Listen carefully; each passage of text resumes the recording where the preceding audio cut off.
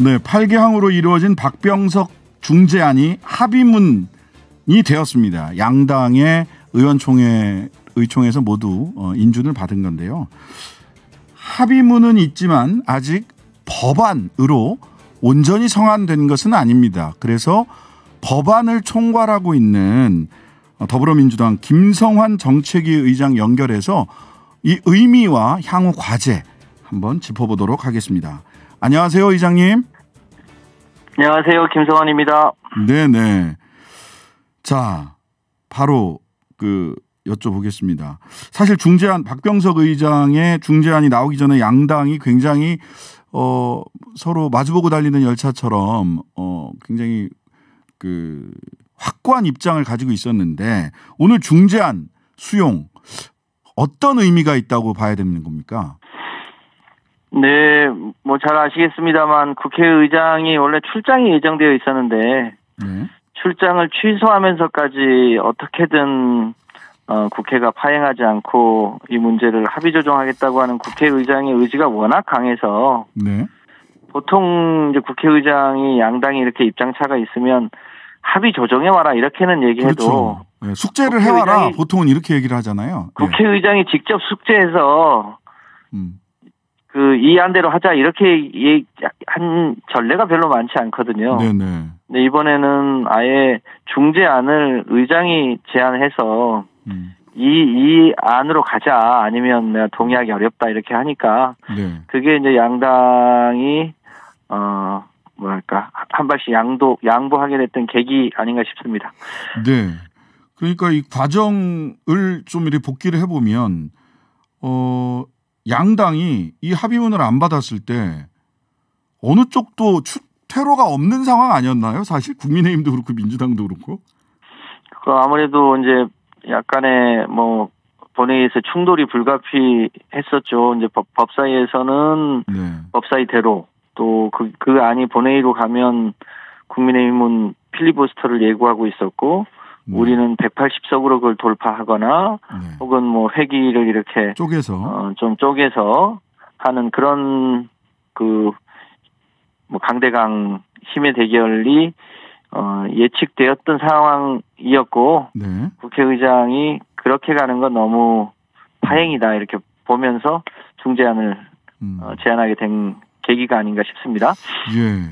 자, 그러면 과정상 하여튼간에 양당이 모두 이렇게 과정을 지켜보면서 박병석 의장님의 합의문을 중재안을 안 받으면 그 부담이 굉장히 커지겠구나. 국힘은 국힘대로. 그러면은 이 국힘이 안 받으면 회기를 쪼개서라도 민주당은 안을 의장님이랑 밀어붙였을 거고 민주당이 안 받으면 회기가 안 쪼개졌을 거고 이런 생각이 들어서 네. 야, 참 이 박병석 의장님이 참 묘수를 내시긴 하셨구나. 과정상으로도 그런 생각이 들었고요. 자, 내용 한번 살펴보시죠. 가장 중요하게 좀 봐야 될 내용 어떤 부분입니까? 8개 합의문 중에서. 이제 핵심적으로 보면 이제 검찰이 직접 수사를 할 수 있는 게 6가지였는데, 네.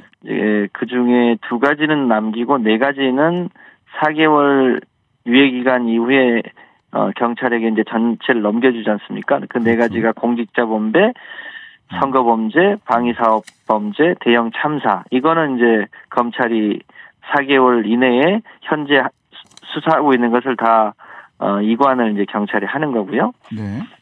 이제 부패 문제하고 경제 범죄 이거는 1년 6개월 내에 소위 한국형 FBI와 관련한 일종의 그 조직 신설에 대한 입법을 마무리하고 네.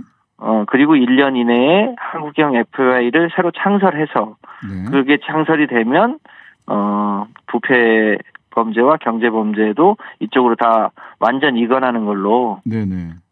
그게 이제 핵심적인 사안이고요. 이제 네. 또 하나가 이제 검찰의 소위 보안 수사 문제를 어떻게 할 거냐. 네네. 였는데 별건 수사는 금지하되 이제 검찰이 기소에 필요한 혹은 공소 유지를 필요한 보안 수사는 남용하지 않는 범위 내에서 꼭 필요한 부분은 검찰이 수사를 보완해서 할 수는 있게 하자. 네네. 이제 요게 이제 가장 핵심적인 사안이었습니다. 네네.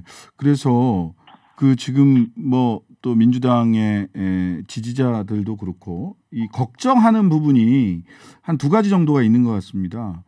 첫 번째는 소위 부패 범죄와 경제 범죄가 남아 있으면 그걸 가지고 남용을 하여 소위 표적 수사를 할 수 있는 거 아니냐, 보복 수사, 표적 수사를 경제 범죄, 부패 범죄라고 하는 그 범주 안에서도 충분히 검찰이 표적 수사, 보복 수사 할 수 있는 거 아니냐라는 걱정이 있습니다. 지금 특히 요 민주당이 이 검찰개혁 법안을 4월 임시국회 내에서 처리하려고 하는 게 네. 문재인 대통령이나 이재명 고문을 지키려고 하는 거 아니냐라고 하는 얘기들을 자꾸 하시는데, 네네. 특히 민주당 국회의원을 지키려고 하는 거 아니냐라는 네. 건데, 저희는 요게 역사적으로 반드시 해야 될 책무여서 하는 거지. 네. 누군가를 지키기 위해서 하려고 하는 건 아니고요. 네. 예컨대 문재인 대통령이나 이재명 고문이나 간에 경찰에서 수사하든 검찰에서 수사하든 무슨 죄를 감추거나 이렇게 하려고 하는 의도는 전혀 아닌 거고요. 네. 이제 한간에는 여전히 아직 경찰의 전문적인 수사 역량이 여전히 취약한 거 아니냐라고 하는 의문도 있고, 네. 이제 그런 측면에서 소위 국가수사본부나 혹은 이제 중수청과 같은 소위 한국형 FBI와 같은 제도가 필요하다고 하는 것에는 대체로 동의가 있는 거거든요. 네. 다만 이것을 윤석열 정부가 들어선 후에 실제로 하겠냐? 네, 두 번째가 그 부분입니다. 의문이 있는 거죠. 정치적 합의이지 법적 강제력이 있는, 현재까지는 법안으로 성안돼서 통과되지 않았기 때문에 정치적 합의로서의 가치와 그런 믿음은 있겠지만 법적 강제력이 없는 거 아니냐.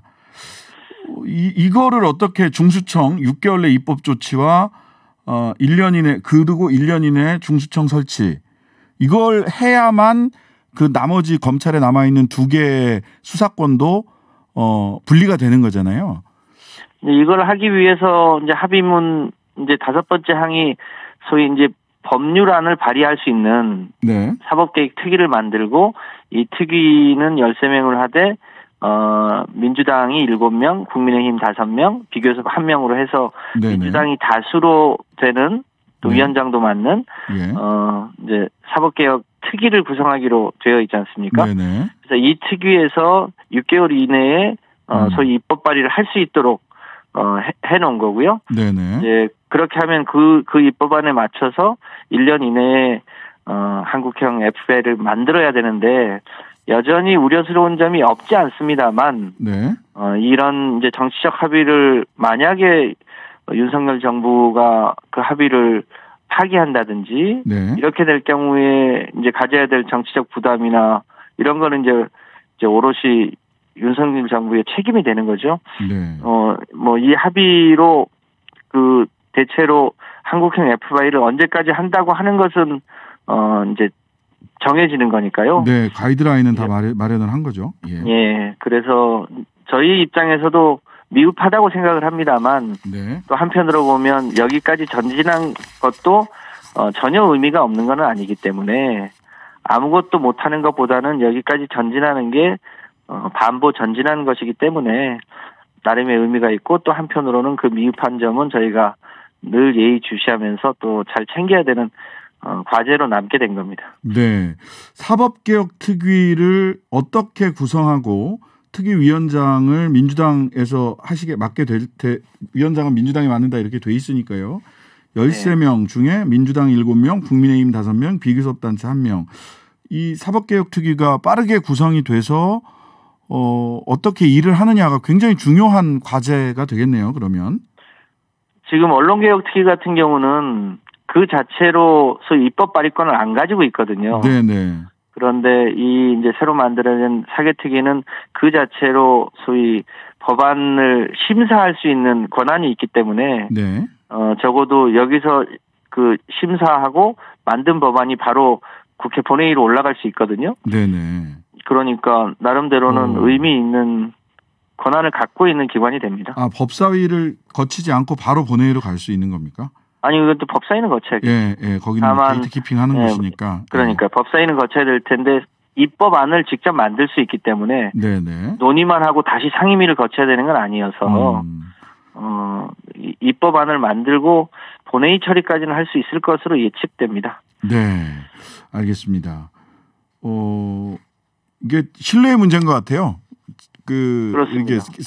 이게 기수분리 또는 검수완박을 굉장히 강렬하게 요청하고 있던 분들은 두 가지.